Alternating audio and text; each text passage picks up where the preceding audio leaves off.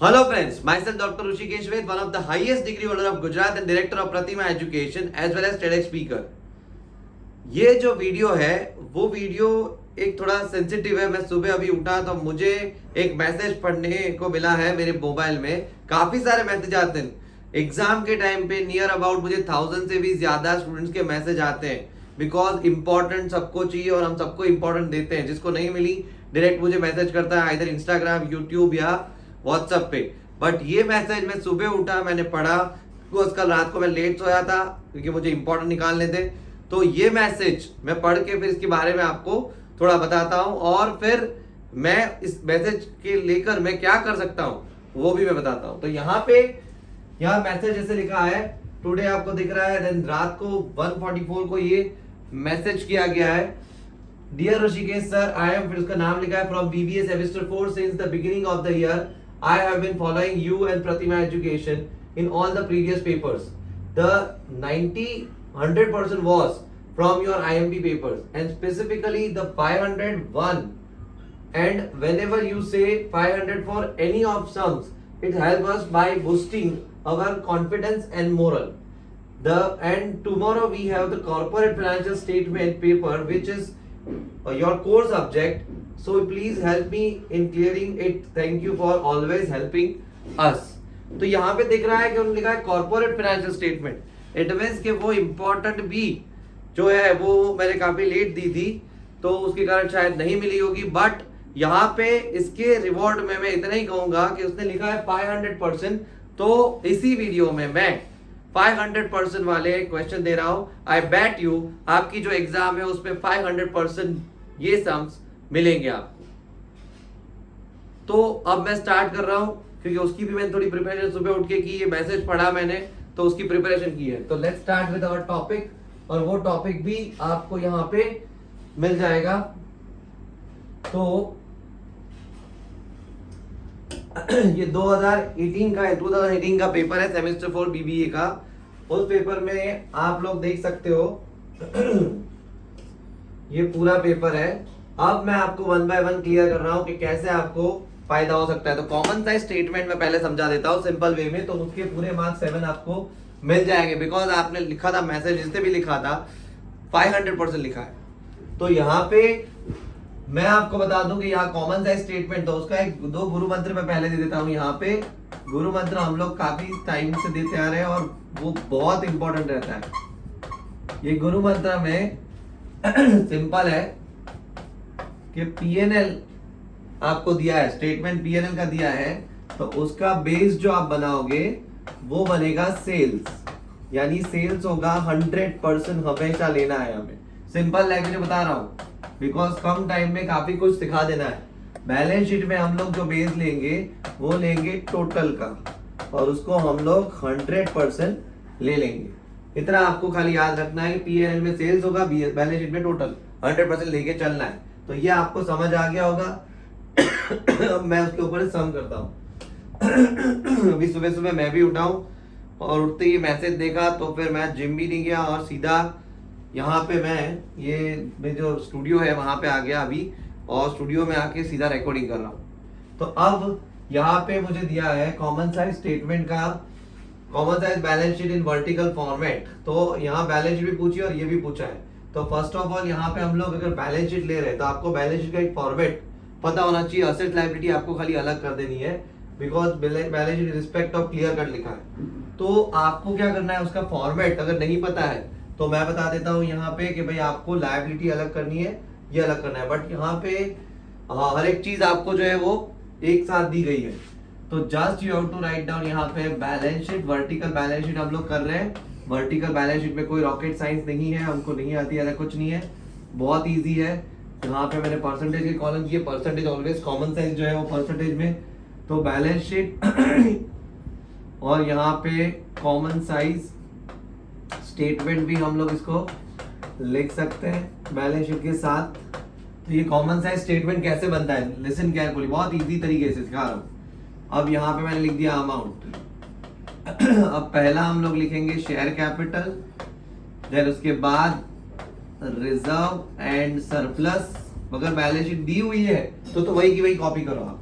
Then उसके बाद हम लिखेंगे यहाँ पे long term borrowing, then current liabilities. अब करंट लायबिलिटी में यहाँ पे अगर देख लो क्रेडिटर्स दिया है, आउटस्टैंडिंग एक्सपेंस वही लिख लो आप सीधा।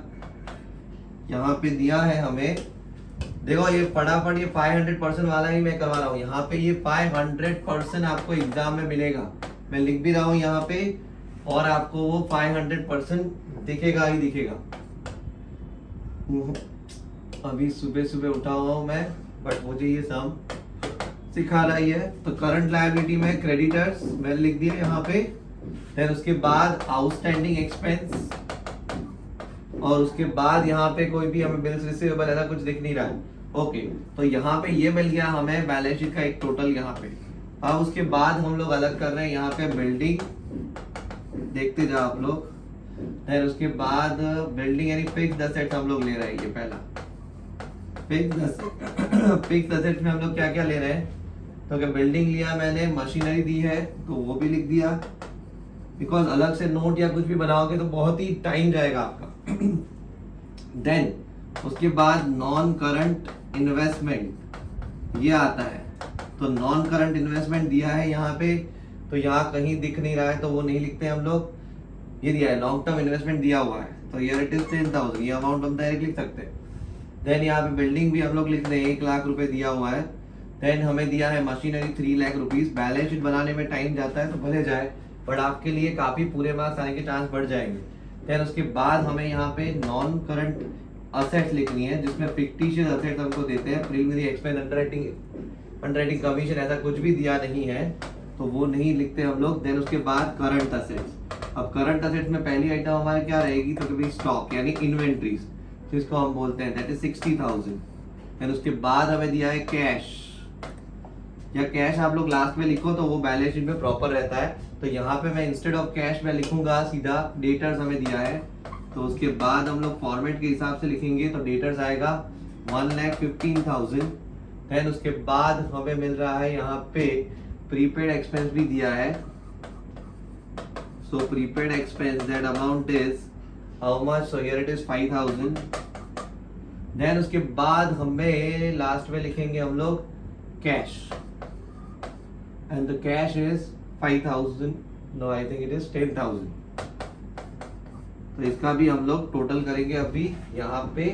तो अब ये टोटल की जगह यहाँ पे रख देते, चलो मैं इसको अब इसको भी लिख लेते हैं हम लोग। शेयर कैपिटल हमें कितना दिया है, 4,50,000। बहुत ही आसान तरीके से सिखा रहा हूँ, ध्यान देना आप लोग। फिर उसके बाद हमें रिटेन अर्निंग यानी रिजर्व रहता है, तो ये 5 लाख हुआ टोटल हमारा अभी तक का। ये 50,000 मैंने लिख दिया यहाँ पे, ये रहा 50,000। देन उसके बाद हमें लॉन्ग टर्म बोरोइंग में कुछ भी दिया है तो कि नहीं दिया है हमें, जस्ट यहाँ पे बस क्रेडिटर्स दिया है, that is 91 and outstanding expenses 9,000। तो ये हुआ 1 लाख, और 1 लाख में हम लोग 5 लाख ऐड करते हैं तो ये 6 लाख हो गया टोटल। यही काम का है, टोटल ही काम का है। और यहाँ पे हम लोग 3 4 और हम लोग ये ले रहे हैं 1 20 1 80 और 20, ओके ये भी हो गया 6 लाख टोटल। तो दोनों टोटल मैच हो गए, मेरी बैलेंस शीट सही है। आप देखो परसेंटेज बहुत इजी है, मैं आपको 2-3 आइटम दिखाऊंगा, आपको समझ आ जाएगा। तो यहाँ पे देखो बैलेंस शीट ऐसी दी हो तो पूरी कॉपी करना, बाजू में परसेंटेज का कॉलम बना लेना।